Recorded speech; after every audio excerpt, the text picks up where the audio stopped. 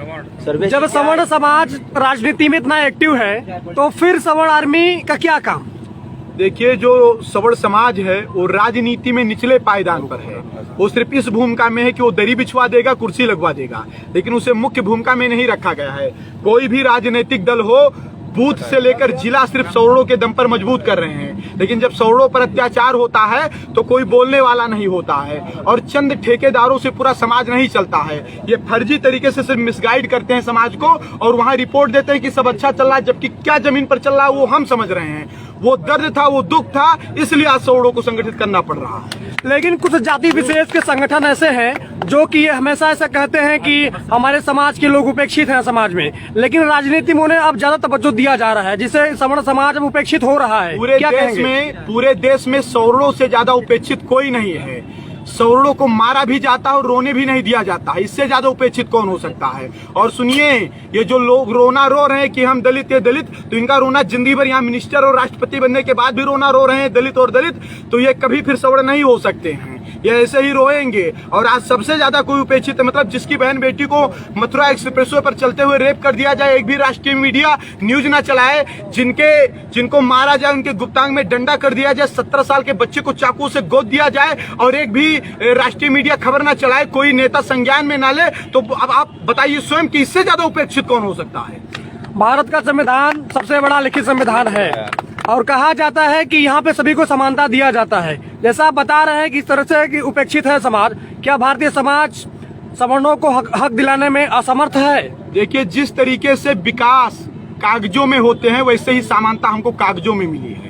कहा तो गया है कि जाति धर्म लिंग भाषा के आधार पर भेदभाव नहीं किया जाएगा, लेकिन इस देश में जितने भी भेदभाव हैं वो जात धर्म लिंग भाषा के आधार पर किया जाता है। मैं सर्वेश पाड़े यहाँ पर पहुंचा, ये जैकेट पहने था, कोई ये जान रहा था कि मैं सर्वेश पाड़े हूँ, लेकिन जब मैंने बताया तब एक लड़का ठेला लगा रहा है, फटा कपड़ा पहने है, लेकिन उसका टाइटल देख करके उसके साथ सरकारें भेदभाव करना शुरू कर देती हैं। तो समानता यहाँ नहीं मिल रहा है और बहुत बड़ी असमानता है सवर्णों के साथ इस देश में। आपको इतनी नाराजगी है तो सामने विधानसभा चुनाव है, तो क्या मतलब आपको लगता है सवर्ण समाज इस पार्टी को सपोर्ट करेंगे?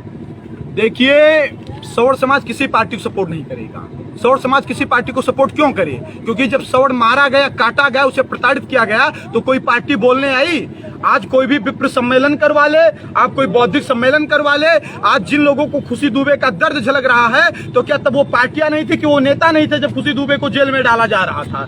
तब उनको बोलना चाहिए था कि नहीं बोलना चाहिए था? इसीलिए मिसगाइड करने वालों का कभी सपोर्ट नहीं होगा। सवर्ण हमेशा अपने मुद्दों पर संघर्ष करेगा, अपने लोगों के साथ खड़े होकर के लड़ेगा। क्या यह कहा जाए कि सरकार में क्या सवर्णों के साथ अन्याय कर रही है सरकार? सवर्णों के साथ यही नहीं, हर एक सरकार अन्याय कर रही है और लगातार अन्याय हो रहा है। 70 साल से अन्याय हो रहा है। सवर्णों ने लड़कर मरकर कट करके इस देश और धर्म को बचाया और इसी देश और धर्म में कुछ तथाकथित लोग सवर्णों के अस्तित्व पर उंगली उठा रहे हैं। क्या आपको नहीं लगता सवर्णों में 2 भाग हो गया, एक ब्राह्मण एक ठाकुर का? देखिए, ये जो ब्राह्मणवाद हो, ये ठाकुरवाद है, ये पॉलिटिकल प्रायोजित है।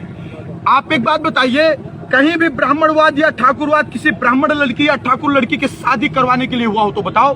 किसी गरीब बच्चे के पढ़ाई को लेकर हुआ हो बताओ? कहीं ना कहीं किसी को चुनाव जिताने और हराने के लिए ही ब्राह्मणवाद और ठाकुरवाद हुआ है।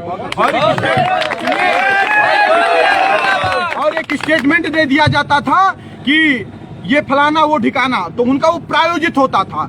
ब्राह्मण क्षत्रिय हमेशा एक दूसरे के पूरक रहे हैं। क्षत्रिय हमारे महाराज, हम गुरु होते थे। कुछ चंद लोग पूरे समाज के प्रतिनिधित्व करता नहीं हो सकते। उसी प्रकार से जो ब्राह्मणों ठाकुरों को तोड़ने वाले कुछ चंद लोग हैं, वो पूरे समाज के जिम्मेदार नहीं। हम लोग पूरे समाज को जोड़ेंगे और जोड़कर ही दम लेंगे। इस तरह से बिहार के पूर्व मुख्यमंत्री जीतन राम मांझी ने ब्राह्मणों के खिलाफ विवादित बयान दिया है, क्या कहेंगे आप? देखिए, इस देश में एक फैशन बन गया है कि ब्राह्मणों ठाकुरों को गाली दो और नेता बन जाओ। इस देश में एक फैशन बन गया है कि ब्राह्मणों ठाकुरों को गाली दो और नेता बन जाओ। अभी जीतन राम मांझी जिस प्रकार से ब्राह्मणों को गाली दिए, अगर कोई ब्राह्मण उनको गाली दे दे तो उनके ऊपर SC/ST एक्ट लग जाएगा।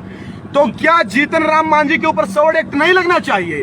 लेकिन हर प्रकार से भेदभाव किया जाता है और मैं सरकारों को एक हद तक चेतावनी भी देना चाहता हूँ।